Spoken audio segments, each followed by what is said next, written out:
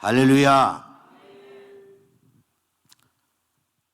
이 의자에서요, 이쪽 의자에 앉기까지 사흘이 걸렸네요. 거리가 꽤 먼데요. 전 이게 기도원에 오게 되면은 옛날 생각이 나요. 하나님이 두 손 두 발 들게 만드시고 3년 동안 터널을 지나가게 하신 적이 있습니다. 기도원에서 3년 동안 온 가족이 저 앞에 붙들려서 5가정이 그렇게 공동체 생활을 하면서 훈련을 받았던 그런 적이 있습니다. 그 3년의 훈련이 오늘 저에게는 참 큰 밑거름이 된 것 같습니다. 이 송자산 기도원에 제가 2019년 5월 서재훈 목사님께서 성회 준비위원장이 돼서 백석총회 부흥사회에서 들어왔을 때, 그때 처음 이 자리에 섰었습니다. 그때 왔을 때 저는 하나님이 저를 깨우시는 소리를 들었습니다. 내가 너를 처음 세상에서 다시 하나님의 나라를 세우기 위해서 사역자로 다시 세우시는 그 복원하는 그 순간에 우리에게 주셨던 그 은혜를 다시 한번 상기하게 만들고, 아직까지 하나님의 은혜로 이렇게 쓰임받는 기도원이 있다라는 사실을 바라보면서 저는 참 감사했습니다. 그리고 정말 귀한 곳 주께서 이렇게 남겨주셨다는 사실을 기억하면서, 그때 당시 우리 최양자 원장님께서 생존해 계셨는데 정말 감사했습니다. 그리고 눈물이 났습니다. 3년의 그 터널 가운데에서 주님이 제게 주신 은혜가 막 주마등처럼 이렇게 떠오르면서 눈물이 나더라고요. 여러분, 오늘 이곳에서 여러 가지 삶의 여건 가운데 이끌림을 받음으로 오신 분도 있겠지만, 하나님의 뜻하신 바가 있고 목적이 있어서 공동체 생활을 하시고, 저는 여기서 우리가 가졌던, 우리가 경험했던 그런 부분을 전도서 아까 4장 12절의 말씀을 함께 읽었는데, 삼겹줄, 세겹줄 은혜, 오늘 말씀의 제목입니다. 그 세겹줄 은혜가 얼마나 참 큰 은혜인가를 그렇게 돌아보면서 하나님의 은혜에 더욱더 감사하고, 그 은혜 후에 더 큰 은혜가 임하고, 그 은혜가 우리에게 믿음으로 승화되고, 그 믿음이 더 큰 믿음으로 나아가는 역사를 이루기를 원합니다. 서두가 좀 길은 것 같은데요, 제가 오늘 이 본문을 2가지를 선택을 했어요. 전도서 4장 12절 그리고 계시록 2장 8절에서 10절에 이르는 말씀, 두 말씀이 조금 어떻게 보면 내용적으로는 안 맞는 것 같을지 모르지만, 실제적으로 그 맥을 짚어보면 그 말씀이 이 말씀이구나 라고 하는 그런 부분이 느껴질 수 있을 줄 믿습니다. 이제 그 연관성을 제가 잠깐 말씀을 통해서 이해를 돕기 위하여 설명을 드리고, 그리고 하나님의 더 깊은 은혜에 나아갈 수 있도록 다 같이 통성하여 기도하는 시간을 갖도록 하겠습니다. 헌금기도 먼저 하고, 시간 제한 두지 않고 축도하고 곧바로 우리 통성기도로 나아갈 수 있도록, 그렇게 끊어지면 좀 곤란하거든요. 자, 우리 기도하겠습니다. 하나님 감사합니다. 우리에게 하나님께 드림의 시간을 주심을 감사합니다. 우리가 무엇이간데 주님 앞에 감히 내놓을 것이 있고, 우리가 무엇이간데 그 부끄러운 손길을 주 앞에 보일 수가 있겠습니까? 많은 주님께서 우리에게 사랑하여 주셔서, 은혜를 주셔서 우리의 삶의 부분이라마 주 앞에 드릴 수 있는 기회 주심이 우리에게는 영광이요, 또한 주 앞에 축복의 조건인 줄로 믿습니다. 주님 앞에 이 모양 저 모양으로 드려진 손길들마다 주님이 흠양하여 주시되, 이 땅에 기름진 복과 하늘의 신령한 복으로 충만하게 채워주셔서 복에 복이 임하게 해 주옵시고, 그 복이 받은 복으로 끝나는 것이 아니라 누림의 복으로 이어지게 하여 주셔서 더욱더 큰 축복으로 나아가는 지름길이 되게 주여 도와 주시옵소서. 저들의 삶 가운데에 범사 후에 주님의 크신 은혜와 축복이 항상 차고 넘치는 귀한 역사가 있기를 원하오며 예수님의 이름으로 축복하며 기도합니다. 아멘. 아멘. 오늘 말씀에 보면은 서머나교회의 사자에게 편지할 때에 수신자가 누구냐? 말씀을 보니까 두 가지로 나오는데요. 첫째는 처음이요 나중이시라 마지막이시라 했는데 이게 알파와 오메가죠. 네. 알파와 오메가 되신 그분. 그리고 또 하나 소개를 하는데 뭐라고 하냐면 죽었다가 살아나신이라고 하죠. 자, 죽었다가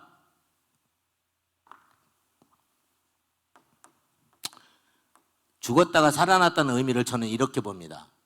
죽었다가 살아나신 이 의미가 다르지는 않겠죠? 죽으심은 십자가요, 살아나심은 부활인 줄로 믿습니다.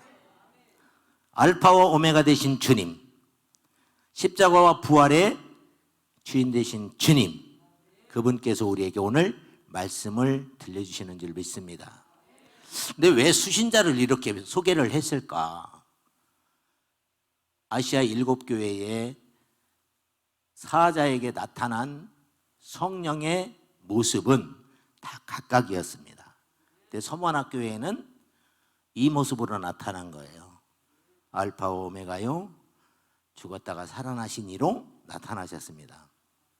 저는 이 두 가지를 어떻게 보냐면 처음이요 마지막, 그리고 십자가와 부활, 이것은 주님이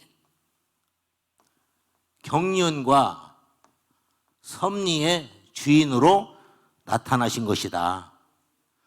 경륜은 하나님의 창조의 첫 부분과 마지막 구원의 완성에 이르는 전체적인 구원의 스케줄을 경륜이라고 합니다.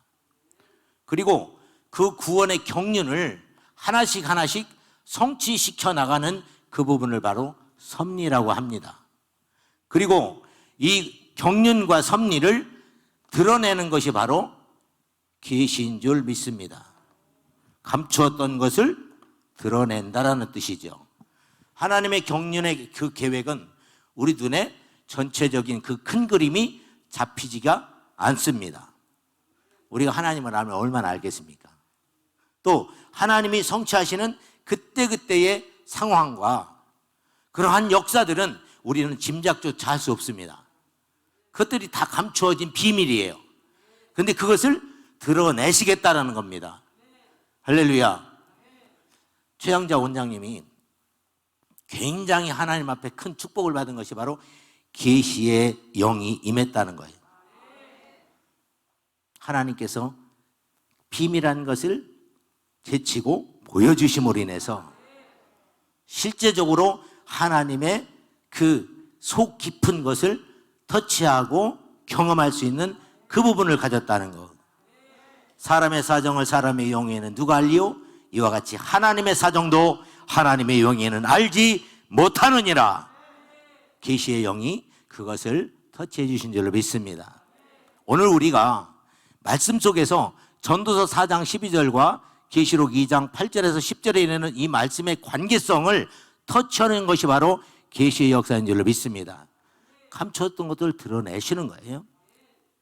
그러면 이제 보따리를 열고 감춰진 것들을 한번 꺼내보겠습니다. 저는 오늘까지 그 성회 첫 시간부터 이렇게 참석을 하면서 굉장히 두렵고 떨렸어요. 진짜요. 왜냐하면 이게 영적으로 표현을 하면 은혜를 끼치고 은혜를 받으시는 모습이 저한테는 어떻게 보였느냐면, 야, 오늘은 온탕이네, 온탕. 내일 보니까 막 열탕이네. 근데 어저께 보니까요, 찜질방이더라고요. 쓰러지는데 찜질방이 돼. 할렐루야. 근데 나는 뭘 해야 되나? 잘못하면 나는 냉탕 되게 생겼어. 예.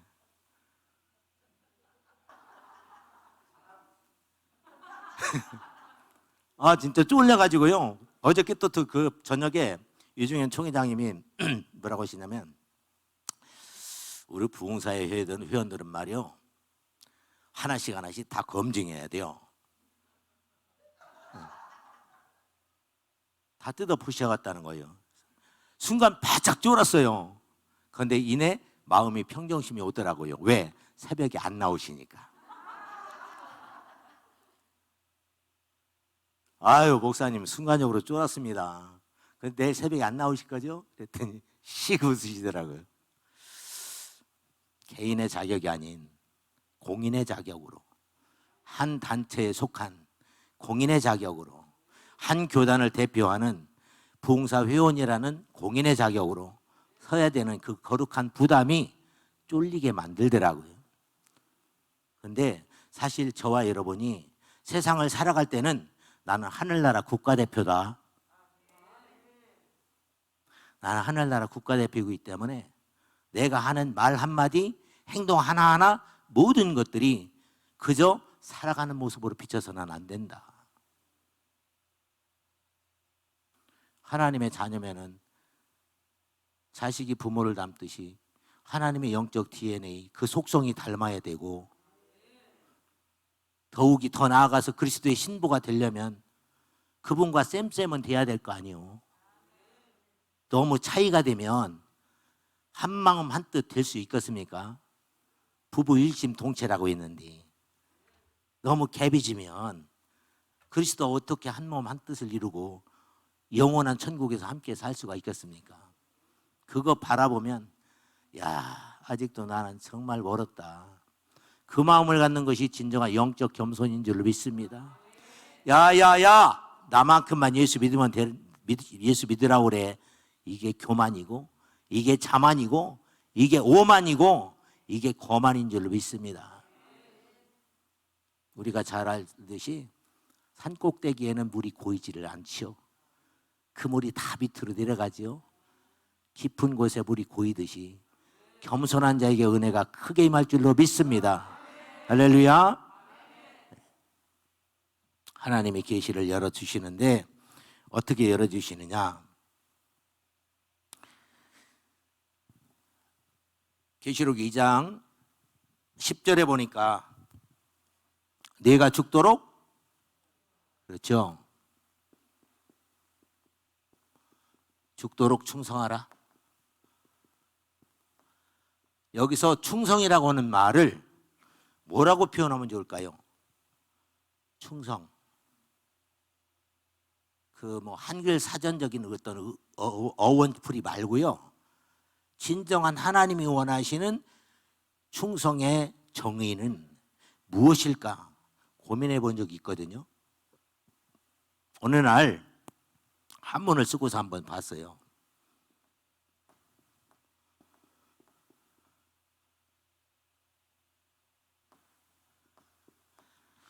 한문을 쓰고서 봤더니 이게 조금 그림이 보이더라고요. 한문은 뭐예요? 서령 문자잖아요. 어떠한 형상을, 동작을 글씨로 나타낸 것이 이게 한문이잖아요. 이게 보니까 이 충성이 보여요.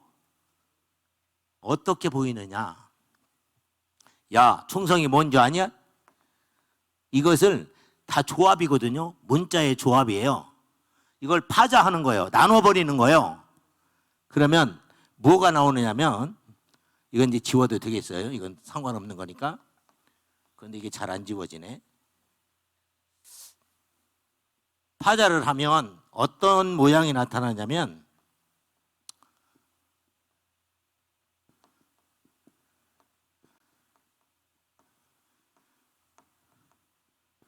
이렇게 되거든요. 파자를 하면 따라해 봅시다. 중심언성, 이렇게 돼요. 충성을 나눠보면 중심언성이 돼요. 이것을 그대로 뜻풀이로 하면 마음 가운데 말씀을 이루는 것이 이게 충성이다. 나더러 주여 주여 하는 자마다 다 천국에 들어갈 것이 아니요 다만 하늘에 계신 내 아버지의 뜻대로 행하는 자라야 들어가리라. 내가 죽도록 충성하라. 그리하면 내가 생명의 관을 내게 주리라. 생명의 관이 뭐예요? 영생이잖아요. 그 영생에 이르는 것이 뭐라고요? 충성에 달려있다는 거예요. 그 충성의 본질이 뭐예요?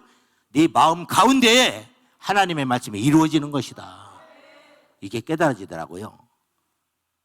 그러면 이 하나님의 말씀이 내 안에 깨달아지기까지 과정이 있고 절차가 있고 좋은 결과에 이르기까지 우리가 거쳐야 되는 단계들이 있겠죠. 그것을 이루는 것이 바로 믿음인 줄로 믿습니다. 돈으로도 못 가요? 하나님 나라.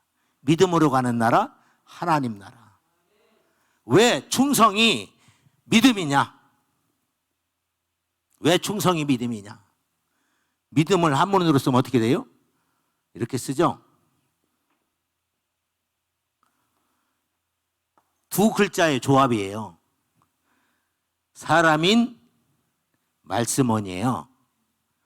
사람과 말씀이 결합이 될 때 믿음이에요. 하나님의 말씀과 내가 혼연일체 될 때의 믿음이에요. 내 마음 가운데 하나님의 말씀이 이루어지는 거, 하나님의 말씀과 내가 하나가 되는 거, 그것이 믿음이더라고요. 내 말이 너희 안에 거하고 너희가 내 안에 거하면 무엇이든지 원하는 대로 구하라. 그리하면 이루리라. 말씀과 결합될 때에 무엇이든지 원하는 대로 이루어지는 그것이 바로 형통의 역사인 줄로 믿습니다. 하나님은요, 말씀이 떨어지는 곳에 성령의 임재를 허락하셨고 성령을 통해서 모든 것을 성취해 가시는 줄로 믿습니다. 말씀이 이루어지면 그것이 곧 형통의 자리인 줄로 믿습니다. 할렐루야. 오늘도 그 말씀 붙들고 말씀과 하나가 되기 위해요 힘쓰고 애쓰고 몸부림치는 저와 여러분 되기를 주님 이름으로 축원합니다. 이 진정한 믿음이 바로 우리에게는 구원으로 가는 티켓인 줄로 믿습니다.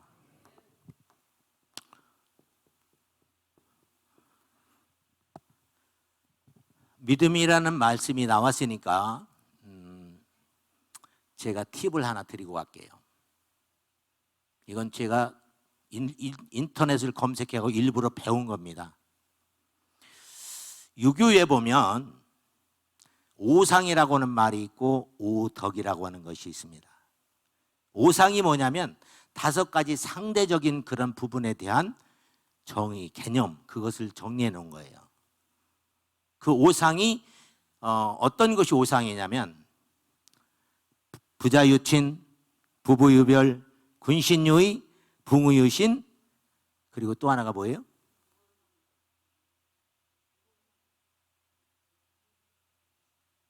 나도 몰라.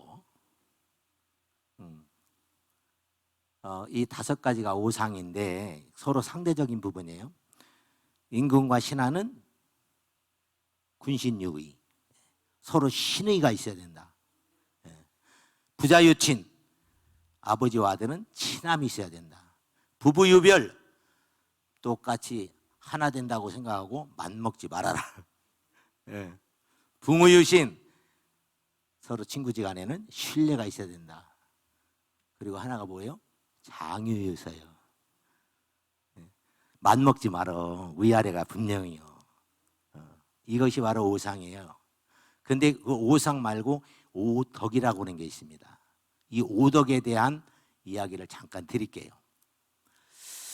태조 이성계가 왕건이가 세운 고려를 엎어버리고 조선을 건국할 때에 정도전이라는 사람에게 우리나라가 몇 천년, 몇 만년 가도록 성업을 이루고 부강한 나라가 되기를 원한다. 그러한 건국 이념과 정치 철학과 그런 사상을 어떤 건조물 속에 남겨서 백성들이 눈으로 보고 그 의식과 그 이념을 같이 하면서 그렇게 부강한 나라로 가는데 밑거름이 되기를 원한다. 해서 미션을 주었어요. 이게 정도전이 유학자 아닙니까? 그 사람이 곰곰이 생각을 한 거예요. 오상을 바탕으로 해서 오덕을 바라본 거예요. 그 오덕이 뭐냐면, 오늘 한문 많이 나오네.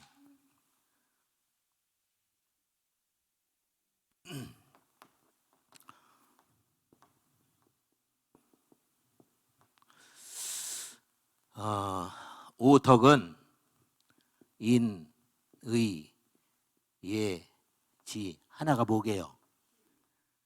누가 신이라고 있어요? 할렐루야. 어떤 사람도 이걸 효라고 그래. 효가 아닙니다. 신입니다. 이 5가지 인의, 예지, 신이라고 하는 오덕을 건조물 속에 집어넣고 이름을 붙였어요. 그게 뭐냐면, 조선 건국하면서 생겨난 건축물이 5가지가 있거든요. 그 첫 번째 인에 해당하는 것이 바로 흥인지문이에요. 다시 말하면 흥인문. 서울에 가면 있죠. 이게 오늘날 뭐냐면, 이게 바로 동대문이라고 불리는 그 문의 이름이에요. 의에 해당하는 이 문이 바로 돈의 문이에요. 이게 서대문에 해당합니다. 예에 해당하는 이 문이 뭐냐? 숭례문이에요. 남대문에 해당합니다. 지에 해당하는 이 문이 뭐냐? 이게 바로 홍지문이에요. 홍지문 터널 있죠? 못 들어봤어요? 네. 바로 북문을 뜻하는 겁니다. 이 4가지를 집어넣는데, 왜 이 4가지에 흥인문, 돈의문, 숭례문, 홍지문 이렇게 이름을 붙였느냐면, 사람이 어짐이 있어야 된다. 우리나라는 어진 사람들이 많이 발흥할 수 있는 그런 나라가 되기를 원한다. 어짐이 뭐예요? 측은지심이에요. 불쌍한 거 못 보는 사람이에요. 그게 하나님의 은사로 보면 바로 긍휼의 은사인 줄 믿습니다. 우리 최양자 원장님은 그 긍휼의 은사의 사람이었습니다. 불쌍한 거 못 보시잖아요. 거저 받았으니 거저 주어라. 그것이 바로 인의 정신입니다. 2번째, 돈이문. 이것은 오르리 자 쓰는 거예요. 도타올 돈자인데, 의가 더욱더 많아질 수 있는, 정의가 구현될 수 있는, 공의가 하수같이 흐르는 그런 나라가 되기를 원한 거예요. 그리고 숭례문은 우리는 예를 숭상하는 나라가 되기를 원한다. 예의 범절이 바른, 그 예의의 진정한 그 기본이 뭐냐면 바로 사양지심이에요. 사양이라는 게 뭐예요? 겸손히 내 것을 챙기는 것이 아니라 남을 먼저 돌아보고 배려하고 양보하는, 그것이 바로 사양지심이에요. 그것이 숭례문을 지은 그 이름의 본 의미예요. 그리고 마지막으로 홍지문의 이 지자는 지혜지자거든요. 사람이 지혜가 있어야 이렇게 뭘 봤을 때 사물에 대한 분별이 분명하고 자기 결정과 판단이 분명할 수가 있잖아요. 그러면 시행착오를 그만큼 줄일 수가 있겠죠. 잘못된 나라로 가는 게 아니라 똑바로 세워져 가는 지혜로운 나라가 되기를 원하는 그런 부분들이 바로 이렇게 4가지 대문 속에 의미를 가지고 건축이 되었던 거예요. 그리고 마지막으로 그 중앙, 사대문 중앙에 하나의 누각을 지었어요. 그 누각이 뭐냐? 바로 보신각이에요. 보신각에서 뭐 하죠?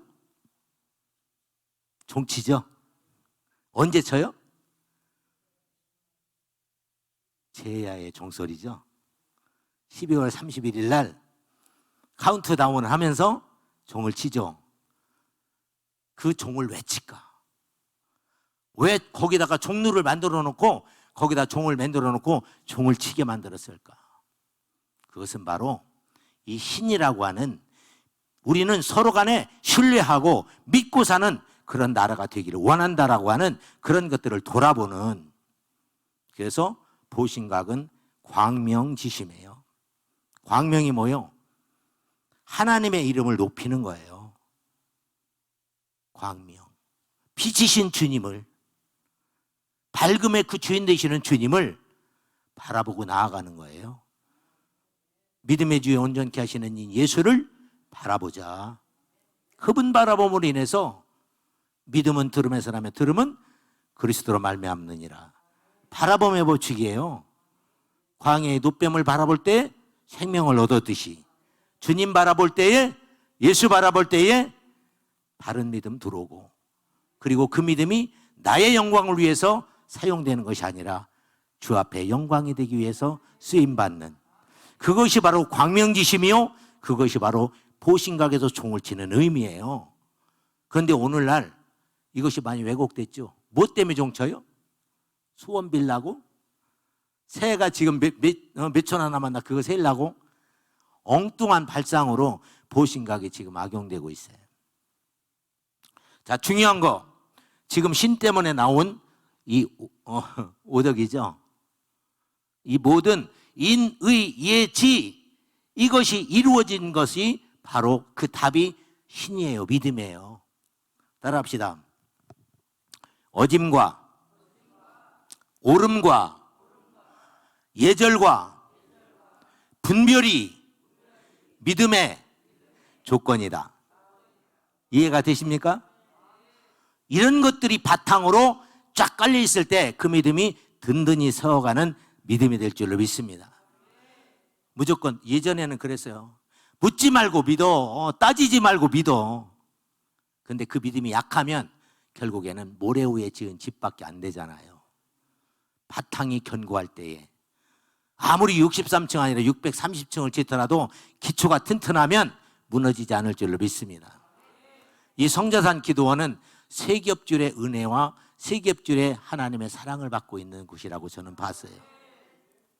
왜 세 겹줄이냐? 제가 본 것을 그대로 말씀드릴게요.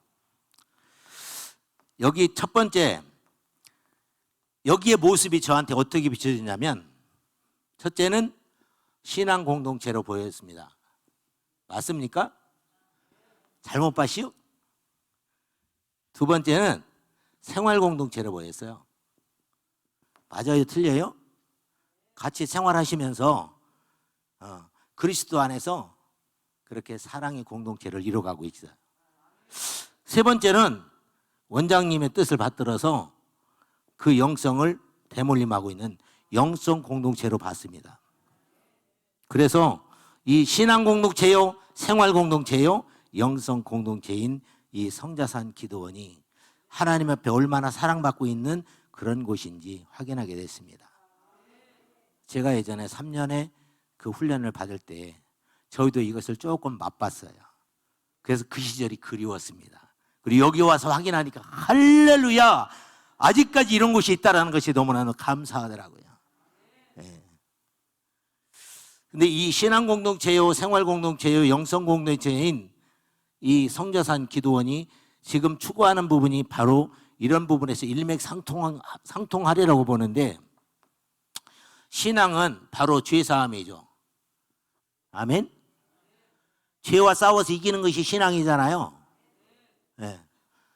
그리고 생활 공동체, 하나님이 그래 잘하고 있어, 바로 그거야. 내가 바라고 있는 삶이, 내가 너를 이 땅에 보내신 목적이 바로 그렇게 살아가기를 원하는 거야. 그것을 바라보는 것이 바로 칭의의 역사인 줄로 믿습니다. 창의처럼 보이겠다. 하나님이 옳다고 여겨주시는 거. 그리고 하나님이 야, 너하고 나는 하나가 둘이 아니야. 내가 너를 지을 때에 내 모양과 내 형상대로 지었어. 네 안에 나 있고 내 안에 너 있어. 그것을 확인하면서 회복되기를 원하시는 것이 바로 뭐예요? 화친의 역사인 줄로 믿습니다. 다시 하나가 되어지는 거. 이 사제와 칭의와 화친이 바로 성막으로 보면 이것이 바로 번제단 뜰이고, 그리고 칭의의 화친에 해당하는 이 부분이 바로 성수의 삶이고, 여기가 성소교회죠. 이 성수의 삶이고, 그리고 이 화친에 해당하는 것이 바로 지성소의 역사인 줄로 믿습니다. 다 단계가 있죠. 한꺼번에 점프해서 갑니까? 근데 하나하나가 구체적이고 완성도가 높을 때 다음 단계에 대한 그런 준비와 예비가 더 확실해질 줄로 믿습니다. 십자가와 부활에 대해서 아까 잠깐 건드렸는데 한번 여쭤볼게요. 부활이라고 하는 것은 죽음이 전제가 돼야 돼요? 아니면 죽음하고 상관없어요? 그렇죠. 반드시 죽어야만이 부활이 성립되는 거죠. 내가 거의 죽었어. 99.9%가 깔딱깔딱깔딱 하고 지금 숨이 붙어 있는데 사람들이 아이고 죽었어. 송장치를 준비해야 되겠구만. 그 말은 하겠지만 완전히 죽었다고 인정할 수 있어요, 없어요? 없어요. 100%가 될 때에 완전한 죽음이죠. 우리가 기도할 때에 내 죄와 허물이 발견되면 100% 죽어지기까지 그 기도를 멈추지 않기를 바랍니다. 어저께 50%만큼 죽여놨어. 그래서 야 이제는 다 죽었겠지 하고서 살아보니까 아직도 50%가 살아가지고 스물스물 기어 올라와. 90% 죽여놨어. 야 진짜 이제는 다 됐겠지. 10%가 살아갖고 다시 깔딱깔딱하고 숨을 쉬고 있어요. 느껴지시죠? 믿어지시죠? 완전히 죽어져야만이 영적인 부활이 있어요. 죽어져야만이 거듭남이 있더라고요. 이전 것은 지나갔으니 보라 새 것이 되었도다. 완전히 지나가 버려야 돼. 마침표를 찍어야 돼. 우리가 상처가 이렇게 나면 처음에 피가 나죠. 그러면 이것을 낫기 위해서 제일 처음에 거쳐야 되는 것이 뭐예요? 지혈이요. 피가 멎어야 되잖아요. 피가 멎고 나면 어떤 현상이 생겨요? 딱정이가 앉죠. 피딱지가 앉잖아요. 그리고 시간이 지나면 이것이 자연히 세포 분열 작용에 의해서 떨어져 나가요. 그러면 뭐가 남아요? 흉터가 남죠. 다치는 흔적이 남죠. 그런데 그것도 세월이 많이 지나면 세포 부활 작용에 의해서 또 흔적까지도 지워지죠. 그것이 완전한 복원이잖아요. 그 수준까지 들어가야 되잖아요. 그것이 완전한 회개인 줄 믿습니다. 흔적이라도 남아있고 흉터라도 보이면 아직도 내 안에 기억나는 부분이 있다고 한다면, 죄에 대한 흔적이 있다고 한다면 내가 그때 잘하려고 했는데 그때 조금 내가 경거망동했어. 그런 생각이라도 남아있다고 한다면 그게 허물이거든요. 그것이 기억이 지워질 때까지 아버지 그때 내가 어리석고 분별이 없어서 말씀 붙들지 못하고 세상에 잘못된 의식 가운데 가치관이 잘못되어서 그렇게 살아온 것을 용서하여 주시고 십자가의 보혈로 씻어주시고 성령의 힘을 완전히 태워주셔서 기억조차 나지 않게 하여 주옵소서. 거기까지가 완전한 회개인 줄로 믿습니다. 할렐루야. 그것이 영성이, 진정한 영성이. 이 삼겹줄 사제와 칭의와 화친의 그러한 하나님의 나라를 바라보고 나가는 이 성자산 기도원이 반드시 그 역사가 나타나고 많은 사람들에게 덕을 세우면서 참된 믿음이 무엇인지 여실히 보여줄 수 있는 빛과 소금의 사명을 감당하는 귀한 동산으로 쓰임받기를 축원합니다. 저는 이제 마지막 말씀을 정리하면서 이 말씀을 드리고 싶습니다. 우리가 이런 것들을 이루기 위해서 과연 무엇이 필요하냐? 사람의 힘으로 등으로 되어지는 게 아니잖아요. 성령의 도우심이 반드시 전제되어야 되잖아요. 성령이 뭐예요? 주님께서 이 땅에 부활 승천하시기 전에 제자들에게 뭐라고 했냐면 내가 가면 또 다른 보혜사를 너에게 보내리니 저는 진리의 영이라. 그 진리의 영으로 오신 보혜사 성령이 어떤 분이냐? 우리는 흔히 그냥 성령, 성부와 성자와 성령 이렇게 나눠서 구분해서 짓고 이름을 지어서 그렇게 정리를 하는데 사실은 둘이 아닌 하나라고 저는 믿습니다. 잘 아는 것처럼 사도행전 16장에 보면 사도 바울이 이제 전도를 하면서 이 지역에서 다른 지역으로, 다른 지역에서 또 다른 곳으로 옮겨가면서 하나님의 뜻을 구하고, 아버지 어디로 가기를 원하십니까? 누구를 만나기를 원하십니까? 무엇을 하기를 원하십니까? 하나씩 하나씩 주님 앞에 뜻을 묻고 나를 통해서 하나님의 뜻이 이루어지는 그런 역사를 감당하며 전도할 때에 사도행전 16장에 보면 예수의 영이 허락하지 아니하는지라, 사람의 뜻대로 되어지는 게 아니더라고요. 제가 목회를 하면서 천안에서 6년 사역을 하고 거기서 이제 성전이 우리에게 주어졌어요. 임대교회에서 이제 자가교회로 그렇게 하나님이 허락을 해주셨는데, 목사님 그동안 6년 동안 고생 많았습니다. 이제 거기 칸막이 거기서 좀 벗어나셔서 아파트 월세를 얻어드릴 테니까 거기 사택 삼고 이제 좀 편안하게 좀 거주를 하십시오라고 했는데, 하나님 그거 다 놓고 가래요. 6년 동안 쎄 빠지게 고생했는데 그거 다 놓고 가래. 어디로 갈까요? 너 제주도 들어가라. 어디로 가요? 제주도 그 안타까운 목사님 알지 않냐? 너 담임 내 대로 떼고 협력자로 들어가라. 여기에서 이루어진 다 놓고 협력자로 들어가서 거기 가서 이름 없이 빚도 없이 그 교회를 세우는데 내가 한번 불쏘시개가 돼봐라. 싫었어요. 전국으로 도망다녔습니다. 강원도 영월로 가지고 아버지 여기가 좋사오니, 여기 강진으로 가가지고 아버지 여기가 좋사오니, 저 전라도 남원 가가지고 아버지 여기가 좋사오니. 쫓아다닌 곳이 뭐냐? 인터넷 경매에 오른 교회들. 우리 교회가 인터넷 낙찰받아가지고 교회를 낙찰받아가지고 우리 자가의 소유로 됐거든요. 교회가 경매 떨어졌는데 6년 동안 사역한 이곳이 그동안 근근히 세워왔는데 하루아침에 터전을 잃어버리고 성도들이 지금 막 우왕좌왕하잖아요. 아유 큰일 났다. 우리 이제 어디 가서 예배 드리느냐. 그렇게 의견이 분분하고 마음이 쪼개지고 있는 그런 상태에서 하나님 기도시키더라고요. 하나님이 도대체 뭡니까? 기도 동산에 올라가서 기도를 하는데 두 마디 음성을 듣고 하세요. 사람이 감당치 못할 시험을 하나님께서 허락하지 않느니라. 시험을 당할 즈음에 능히 피할 길을 내시느니라. 그건 결국 뭐예요? 감당하라는 거잖아요. 응답받고 와가지고 교회 재정 겨우 20만 원, 30만 원밖에 안 되는 바닥을 치는 그 재정 상태에서 하나님이 여기 우리 낙찰받으라고 합니다. 성도들이 말로 안 돼갖고 눈만 멀뚱멀뚱 떠요. 우리가 사람의 힘으로 하는 것이 아니라 하나님이 보여주니까 우리 호주머니 사정 너무나도 잘하시는 주님이 이루실 줄로 믿고 우리 기도합시다.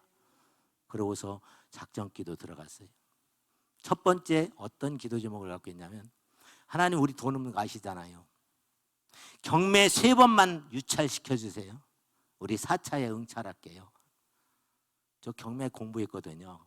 그 일로 인해서 경매 용어의 경자도 모르는 사람이 어떻게든 이 재단을 잃어버리지 않기 위해서 공부를 했는데 길이 보이더라고요. 경매 용어가 이제 이해가 되고 또 경매 과정이 손에 잡힐 듯이 느껴지고, 그리고 무엇을 어떻게 해야 될 것인가라고 하는 그런 부분에서 대책이 세워지면서 이렇게 하나님 앞에 기도 제목으로 삼고 나아가면 되겠구나. 그 길이 열리면서 작전 기도하기 시작했어요. 감정가가 6천만 원이었어요.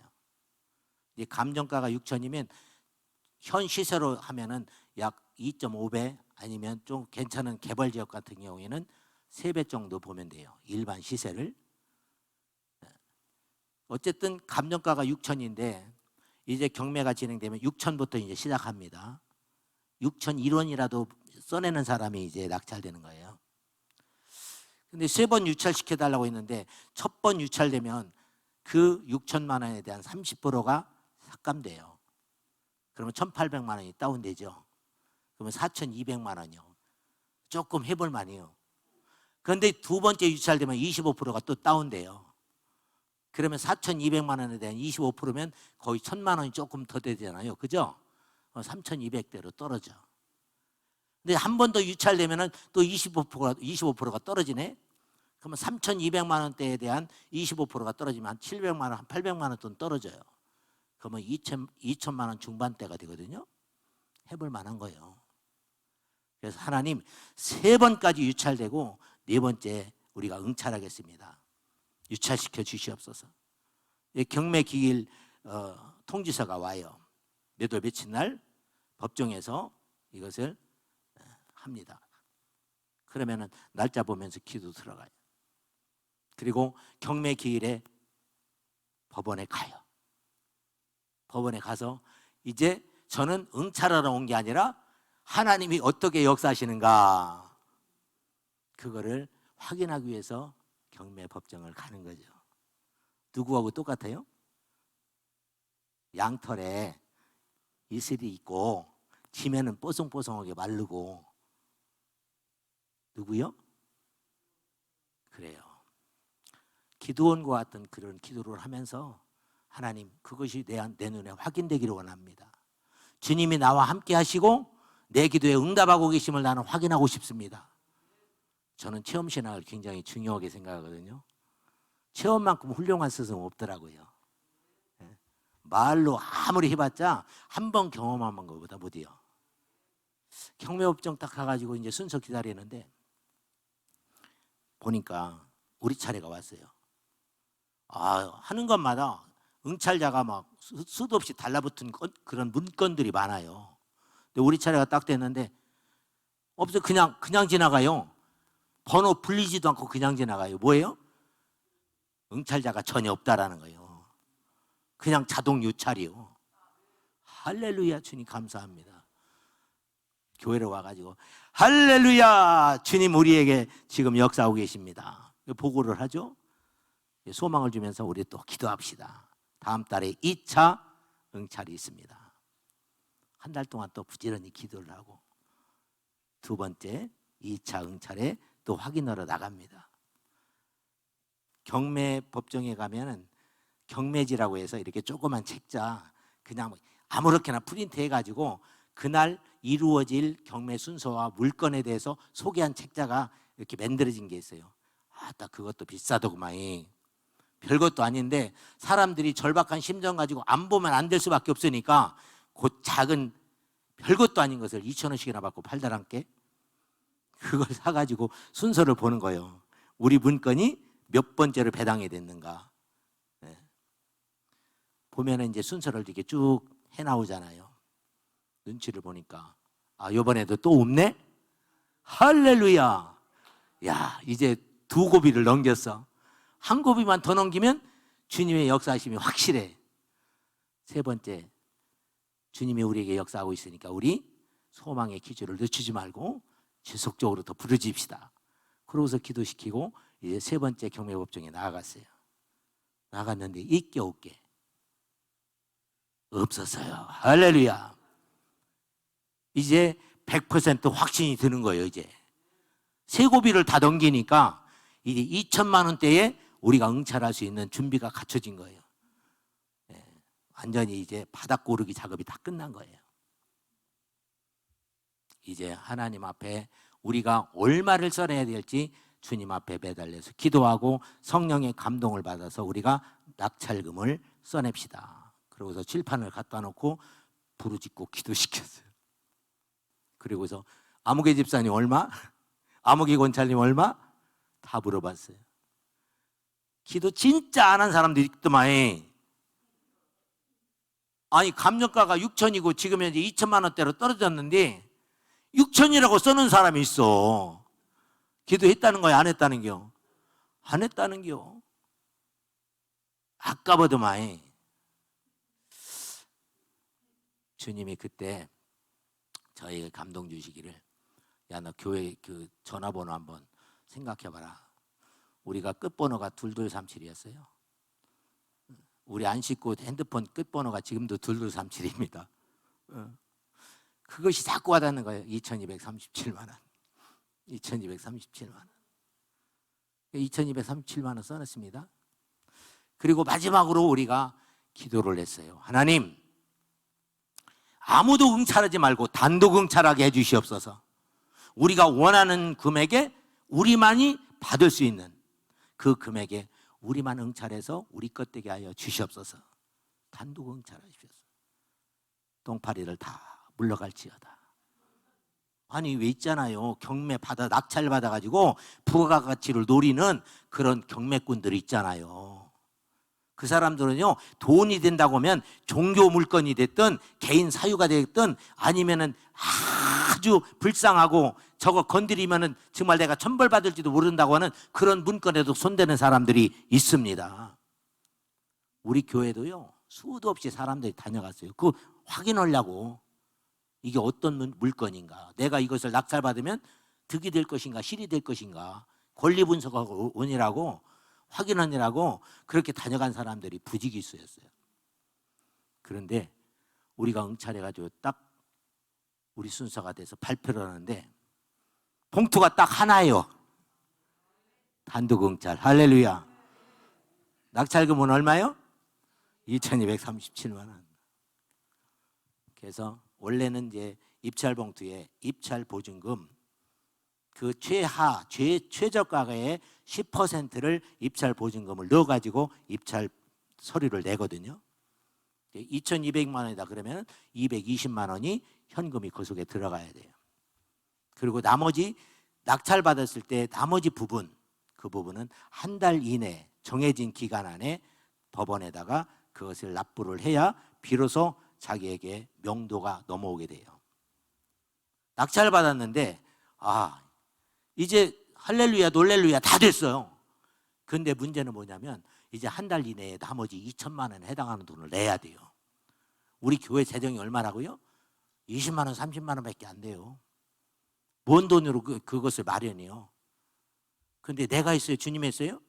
주님이 하셨어요. 하나님 나머지 것도 주께서 감당하실 줄로 믿습니다.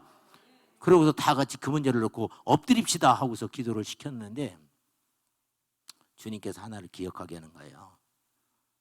야, 너 거기 경매법정 왔다 갔다 할 때에 너 받은 명함 있잖아. 거기 근처에 가면 돈 빌려주는 대출업자들이 아주 문전성시를 이룹니다. 그 사람들한테 받은 명함이 하나 생각나더라고요. 그래서 그 명함, 그때 내가 무슨 옷을 입고 왔더라? 기억하고서 뒤져봤더니 있더라고요. 그래서 거기다 전화를 했어요. 나 아목의 교회 목사인데 지금 낙찰을 받아서 이것을 가지고 대출을 좀 받으려고 합니다. 좀 도와주세요. 그랬더니 그분이 그래요. 목사님, 제가 알아봤는데요. 그때 거기가 천안 지역이에요. 천안에는 지금 가지고 있는 상품이 다 동이 났고, 그러니까 금융기관에서 대출 상품을 여러 가지 이렇게 예산을 세워가지고 배정을 해요. 근데 이것이 경락잔금 대출이라고 하는 그런 상품으로 대출이 이루어지는데, 경락잔금 대출로 예산 편성된 것들 다 동이 나서 더 줄 것이 없다라는 거예요. 그럼 어떻게 해야 돼요? 난감하잖아요. 길은 있는데 받을 수가 없어. 그랬더니 저기 알아보니까 부천 상동농협에 가면 있대요. 거기는 그 예산이 남아있다는 거예요. 그래서 부천 상동농협으로 광고를 하고 교회에다가 지금 이렇게 해서 우리가 경락잔금 대출을 받으러 사모하고 올라갑니다. 이것이 성사되기까지, 현금이 우리 손에 들어오기까지 여러분 어둠이 틈타지 않도록 기도 바랍니다 하고서 올라갔어요. 올라가가지고 막 절차를 밟고 문건에다 그 사인하고 도장 찍고 이렇게 절차를 밟고 있는데 시간이 얼마나 걸려요? 그랬더니 승인 절차를 거쳐서 또 거기에서 뭐 컴퓨터로 다 봐야 될 거 아니에요. 정보 전산 자료 해가지고 확인해서 이것을 과연 내줘야 될 거냐 말아야 될 것인지 그런 심사가 시간이 경과하니까 시간이 꽤 걸리더라고요. 가지고 시간이 많이 걸리면 걸릴수록 어떻게 했어요? 걱정되겠어요? 아니면 평안이 오겠어요? 염려가 되죠. 이거 혹시 캔슬되면 어떡하나 싶어가지고 기다리는데 전화가 띠리리 와요. 받아봤더니 우리 교회 집사님이야. 어쩐 일이에요 집사님? 목사님 어디 계세요? 우리가 어디 가는지 뻔히 알거든요. 어디 계세요? 묻는 거예요. 이게 되묻는 소리예요. 그래서 지금 현재 절차 밟고 이렇게 하고 있습니다. 그랬더니 목사님 그거 취소하고요 내려오세요. 그래요. 왜요? 그랬더니 우리 애 아빠가, 그분은 신앙생활을 잘 않는 분이었는데 애 아빠한테 자기가 하도 답답하니까 교회 속사정을 얘기를 한 거예요. 우리 교회가 이렇게 돼가지고 이제 그 건물이 우리 소유가 됐는데 돈이 없어서 지금 목사님 사모님이 대출 받으러 올라갔다고 그 얘기를 하니까 그럴 거 뭐 있어. 그거 진이 있잖아. 진이 21살짜리 딸이요. 진이 앞으로 혼수예물 준비하려고 장만한 돈이 있잖아. 그거 묶어놓은 거 풀어서 먼저 급한 대로 교회 무이자로 좀 빌려드려. 그분이 믿음이 있으면 다 할렐루야 헌금을 했을 줄로 믿습니다. 그런데 그분을 통해서 하나님이 역사하셔서 무이자라도 빌려줘라. 그래서 그거 취소하고 내려왔어요. 그래서 우리 교회 소유가 됐는데 그거 다 놓고 제주도 들어가랴. 사랑하는 여러분, 내 것은 하나도 없습니다. 주님 뜻대로 살기로 했네. 주님 뜻대로 살기로 했네. 주님 뜻대로 살기로 했네. 뒤돌아서지 않겠네. 이 세상 사람 날 몰라줘. 이 세상 사람 날 몰라줘. 이 세상 사람 날 몰라줘. 뒤돌아서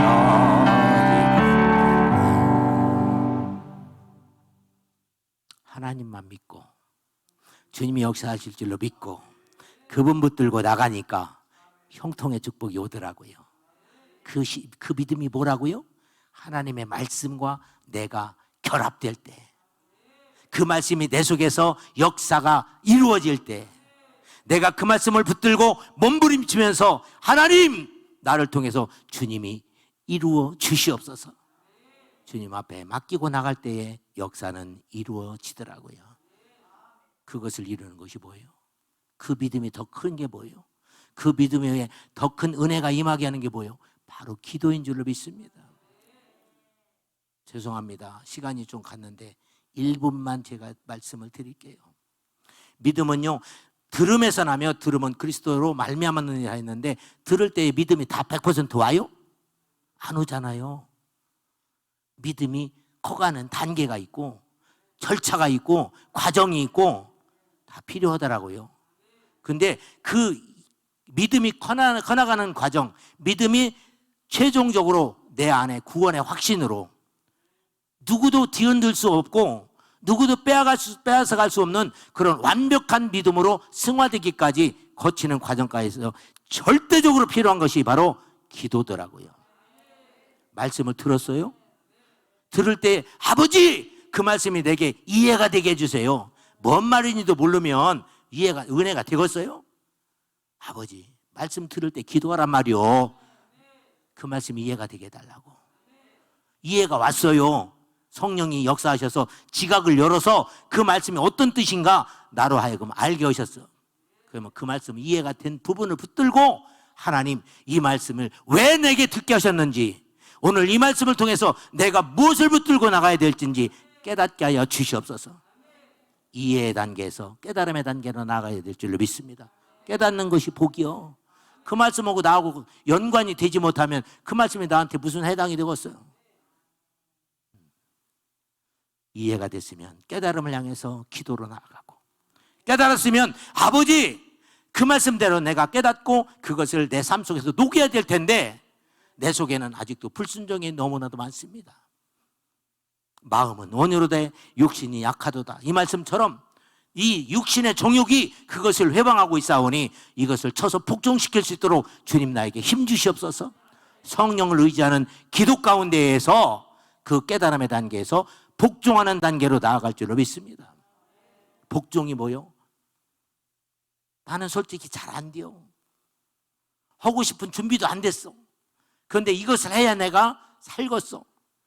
그러니까 마지못해서라도 할 수밖에 없는 그 절박함과 간절함을 갖고 그것을 붙들고 나가는 그것이 바로 복종인 줄 믿습니다. 저 제주도 들어갈 때 복종하는 마음으로 들어갔어요. 들어가기 싫으니까 여기 가지고 싸우니 쫓아다녔잖아요. 근데 복종하고 들어가니까 순종보다 더 큰 축복이 기다리더라고요. 자발적으로 순종해가지고 당연히 갈 수 있는 것을 가는 것은 능력이 아니더라고요. 사랑하는 사람 사랑하면 그게 능력이요? 사랑할 수 있는 사람을 사랑하는 것은 능력이 아니야. 당연한 거지. 사랑할 수 없는 사람을 사랑하는 게 진정한 능력이죠. 할 수 있는 것을 하는 것은 능력이 아니요. 할 수 없는 것을 하는 것이 능력이죠. 바로 그거예요. 불가능하다고 여기는 부분. 내 안에는 준비가 안 됐고 할 그러한 여지도 없지만 이렇게 해야만이 내가 살 수 있고 이렇게 하는 것이 주님의 뜻이라고 여기고 그것을 마지못해서라도 하다 보면 더 큰 축복이 기다리고 계시더라고요. 제주도 들어가서 진짜 복 많이 받았어요. 12년 살다 나왔어요. 근데 12년 사는 동안에 정말 하나님께서 많은 것들을 부어주셨어요. 그리고 그때에 물건을 허락하신 것 같고 우리 집사람 이름으로 20년 만기 생명보험을 들었는데 2018년 10월 그동안 교회 바깥으로는 한눈도 팔지 않고 교회 사역에만 매달렸던 저한테 바깥으로 끄집어내시더라고요. 부흥사 생활이 그때부터 시작됐어요. 그래서 2019년도 5월 달에 여기로 올 수 있었던 거예요. 네. 그때 끄집어내면서 아이 하나님 우리 교회 빈자리를 채우기를 원했는데 하늘나라 빈자리 보기를 원하더라고요. 너 20여 년 동안 네 자신을 위해서 네가 원하는 목회해 왔지? 내가 원하는 목회 좀 해줘. 네 사람의 관점에서 목회하지 말고 내 관점에서 목회 좀 해줘. 그것을 바라보게 해서 안 씻고 17년 지금 붓고 있는 그거 만기 지금은 6천만 원짜리인데 그걸 깼더니 아따 엄청나더만 손해가. 근데 그거 실탄 삼아가지고 매주 20만 원 써가면서 그렇게 월요일부터는 목요일까지 부흥사역, 금토 주일은 교회사역 한 2년을 그렇게 어저께 우리 그 김동기 목사님 말씀하신 것처럼 싸돌아 다녔어요. 그런데 그 싸돌아 다니는 가운데 하나님 참 많은 것을 보고 느끼게 하시더라고요. 그리고 한국 교회가 얼마나 다 졸며 자고 있는 모습인가를 보게 했어요. 신랑이 더디옴으로 다 졸며 잘세 그 상황이더라고요. 아, 깨우는 이 사역을 하나님께서 원하시는구나. 네. 그래서 그 돈을 가지고 지금까지 이렇게 하고 있는데 얼마 전에 그 돈이 다 있게 떨어졌어요. 떨어졌는데 그래서 하나님 실탄 주셔야만이 전쟁을 할 거 아니겠습니까? 그렇게 하소연을 했는데 주님이 희한하게 채워주시더라고요. 지금까지 보급 창고에 실탄 떨어지지 않고 지속적으로 하나님 앞에 쓰임받고 있습니다. 사랑하는 여러분, 주님이 하시면 됩니다. 주님 한 분이면 충분합니다. 믿음의 주여 온전케 하신 예수 바라보고 그 믿음을 더욱더 내 삶 속에 녹여나면서 나를 통해서 하나님이 역사하시는 그런 흔적들을 그 열매들을 더욱더 풍성하게 남기는 성자산 기도원 그리고 우리 모두가 되기를 주님으로 축원합니다. 여기 보니까